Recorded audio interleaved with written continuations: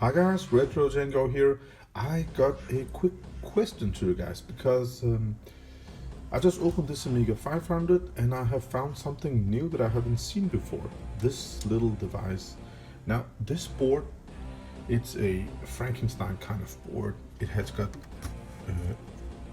ROM version 2. You can see FATFNS 8301. And most of the ICs are from 1988. And if we look at the revision, it's the revision 6A. But it has got, I haven't seen this. I know Commodore made some jumper wire solutions and all that back in the day, but this one has got this little wire here and up here to this resistor. And it has got this ugly looking PVC board that sits on top of some ICs over here.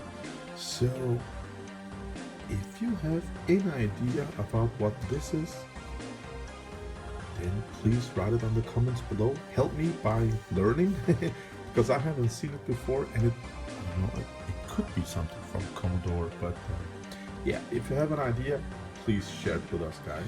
Now back then when we used our Amiga 600s, Amiga 1200s, we had compatibility issues with the newer version kickstarts. So we used discs like these that could reload kick. I remember we used these so we could emulate Kickstart 1.3 instead of 2.0 or 3.0.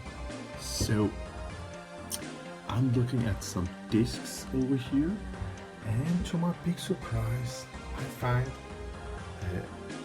this one that's called Reload Kick 1.4 from 1993. This one with full support for CPU caches. I actually haven't seen nothing from this version before, and look at this, guys. Yeah, you can just read it, but yeah, so there were a updated version, and yes, as you can see here, it says, and yes, this new version now supports the Motorola 60020 processor with CPU cache. Nice! Just want to document this, and as I can see, I have got some discs from Norway, Supertrade here in Denmark. I used to buy my Amiga stuff from there, and there is something called Amiga Forum here in Denmark. Nice. I just love to look at these discs, and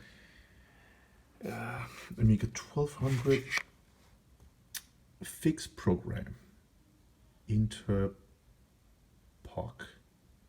1200 game fix. Set the disk into drive and put in the incompatible disk, and it will work. The worst thing is when I go through my disks here and find, you know, PC disks in my Amiga stash. That's just the worst feeling, guys. But let's just end this short video with manners.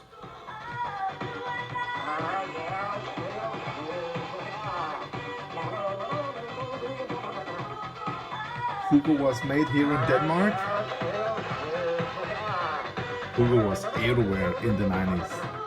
This song was just everywhere.